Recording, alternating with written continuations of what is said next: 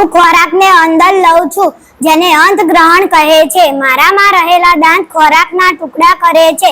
મારામાં રહેલી લાળ ગ્રંથિ લાળ રસનો સ્ત્રાવ કરે છે. આ લાળ રસ કાર્બોદિતનું અંશતઃ પાચન કરી શર્કરામાં ફેરવે છે. મોંમાંથી ખોરાક મારામાં આવે છે. મારા હલનચલનને કારણે સીધો ખોરાક જઠરમાં ધકેલાય છે.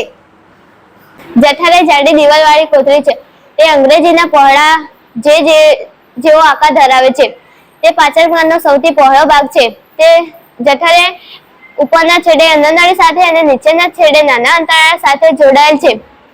જઠરની અંદરની દિવાલમાંથી 3 રસો બહાર નીકળે છે: શ્લેષ્મ, હાઇડ્રોક્લોરિક એસિડ, પાચક રસ.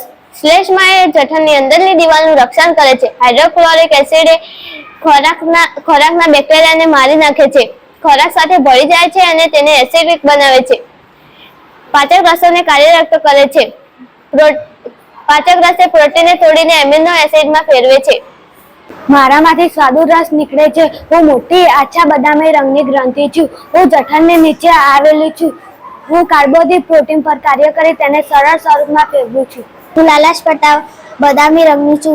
હું ઉદરમાં જમણી બાજુએ ઉપરના ભાગે આવેલી ગ્રંથિ છું. હું તમારા શરીરની સૌથી મોટી ગ્રંથિ છું. હું પિત્તરસનો સ્ત્રાવ કરું છું. યકૃતમાંથી નીકળતો રસ પિત્તરસ મારી કોથળીમાં સંગ્રહ પામે છે. પિત્તરસ એ ચરબીનું પાચન કરે છે. તે અત્યંત ગૂંચળાવાળું છે. તેની લંબાઈ 7.5 મીટર છે. તે યકૃત અને સ્વાદુપિંડમાંથી રસો લે છે. જઠરમાં અંશતઃ પાચિત ખોરાક નાના આંતરડામાં આવે છે. નાના આંતરડામાં કાર્બોદિત, પ્રોટીન અને ચરબી ત્રણેય ઘટકોનું પાચન પૂરું થઈ જાય છે.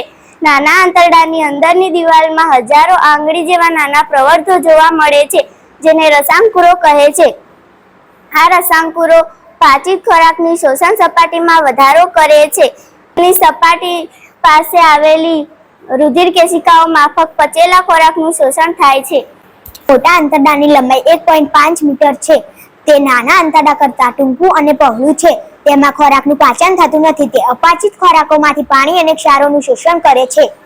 મોટા આંતરડામાં ન પચેલો ખોરાક મળાશય અને મળદ્વારમાં આવે છે. ત્યારથી તેનો નિકાલ થાય છે.